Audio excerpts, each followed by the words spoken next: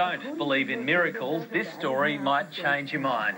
At just 3 years of age, Claire Hill was run over by a 22-seat bus. One wheel of the bus was on her, crushing her tiny body for a full, terrifying minute.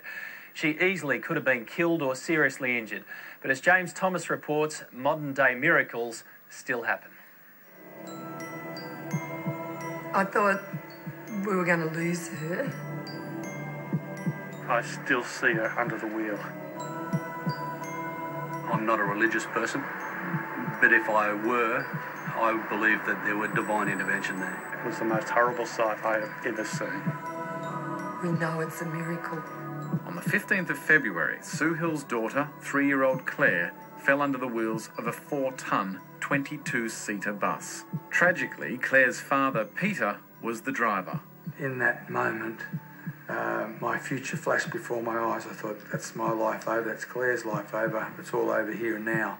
In security vision, Peter can be seen discovering his daughter trapped under the family bus after it rolled forward in a queue at a service station.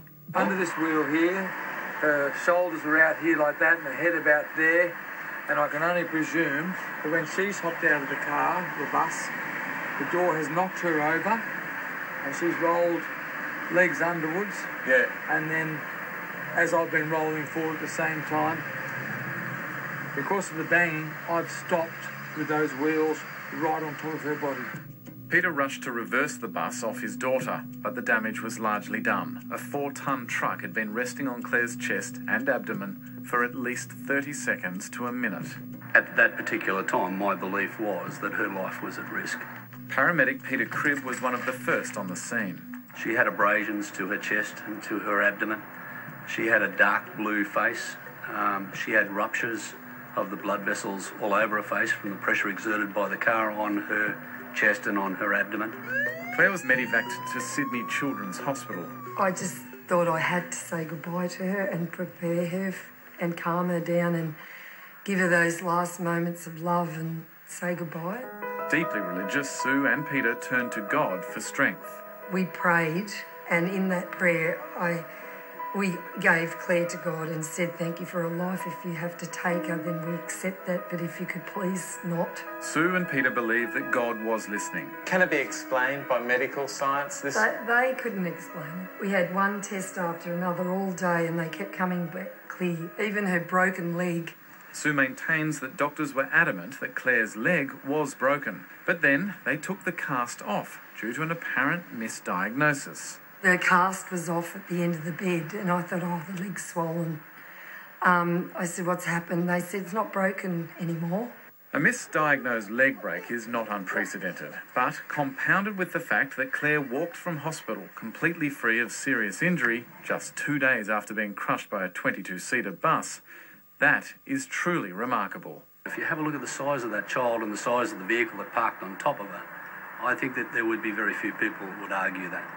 Peter and Sue believe that their openness to God may have played a part in their daughter's salvation. Claire was one when she was blessed by the Pope.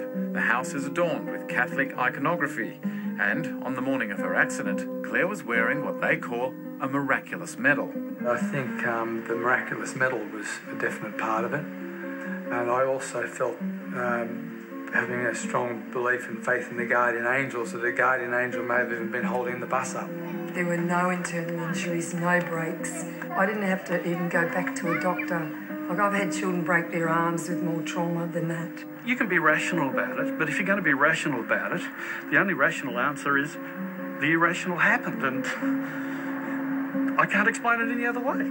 Jim Tonkin does have an interest in miracles. He's a Seventh-day Adventist, but he says that doubting Thomases need to re-evaluate, and Jim should know he witnessed the accident. You saw it happen, didn't you? I was on the other side of the bus. I just finished filling up with fuel, and that's when all hell broke loose. In the security footage, generously supplied by Woolworths, you can see Jim rush to the scene of the accident. He says there is no doubt that the full weight of the bus was on top of Claire. Well, across here was the leading part of the wheel.